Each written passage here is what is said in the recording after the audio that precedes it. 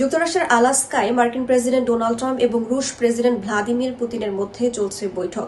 Ukraine যুদ্ধ বন্ধে দুই বিশ্ব নেতার এই ঐতিহাসিক বৈঠক ঘিরে পুরো এক ধরনের টানটান উত্তেজনা চলছে এবং পুরো বিশ্ব তাকিয়ে আছে তাদের আলোচনার দিকে। আসলে আদৌ ইউক্রেন যুদ্ধ বন্ধ হবে কিনা।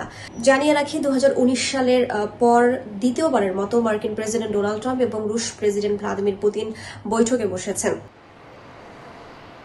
দীর্ঘ 3 বছর ধরে ইউক্রেন যুদ্ধ চলছে।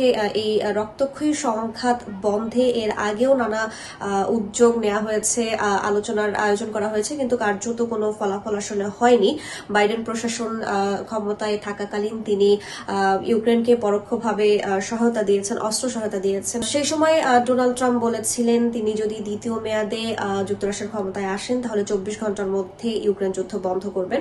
অবশেষে তিনি ক্ষমতায় এসেছেন এবং রুশ প্রেসিডেন্ট ভ্লাদিমির পুতিনের সঙ্গে বৈঠকে বসেছেন। এখন ইউক্রেন যুদ্ধ আসলে বন্ধ হবে কিনা বা যুদ্ধবিরতিতে সম্মত হবে কিনা, রুশ প্রেসিডেন্ট ভ্লাদিমির পুতিন বা দুই নেতা আলোচনায় আসলে কতটুকু সমঝোতায় পৌঁছাতে পারবেন সেটি এখন দেখার অপেক্ষা। তবে এই বৈঠকের আগে সাংবাদিকদের ডোনাল্ড ট্রাম্প কিছুটা ইতিবাচক ইঙ্গিত দিয়েছেন। একই সঙ্গে যদি সমঝোতার টেবিলে রাশিয়া নমনীয় না হয় তাহলে মস্কোর উপর যে যুক্তরাষ্ট্রের অর্থনৈতিক নিষেধাজ্ঞা, বিশেষ করে তার যে মস্কোর যে তেল ক্ষেত্র রয়েছে, তেলের জ্বালানির ওপর এবং শুল্ক আরোপের যে বিষয়টি সেটি আরো কঠোর হবে বলে তিনি হুঁশিয়ারি দিয়েছেন।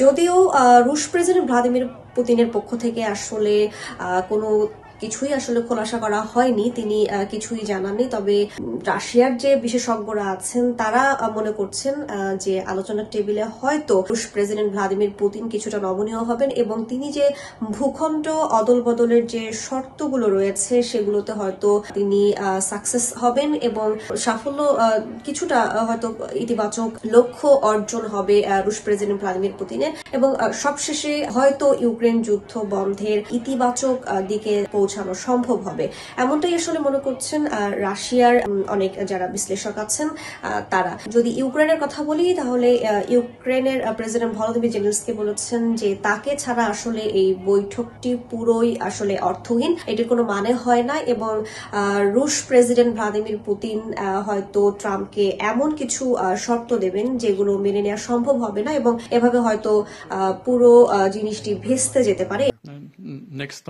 জেলেনস্কির বৈঠকে অংশগ্রহণের বিষয়ে ডোনাল্ড ট্রাম্প বলেছেন যে যদি আজকের বৈঠক সফল হয় তাহলে এর দ্বিতীয় ধাপের যে বৈঠক হবে সেখানে তিনি ইউক্রেনের প্রেসিডেন্ট ভলোদিমির জেলেনস্কিকে তিনি রাখবেন। সেটি এখন দেখার অপেক্ষা। দীর্ঘ একটা সময় আসলে এই বৈঠক চলবে এমনটাই বলা হচ্ছে। সেই বৈঠকের পরেই আসলে সবাই জানা যাবে আসলে ইউক্রেন যুদ্ধ বন্ধে দুই বিশ্ব নেতা আসলে কতটুকু অগ্রসর হলো। রাশিয়ার মস্কো থেকে রাইসা জান্নাত, সময় সংবাদ।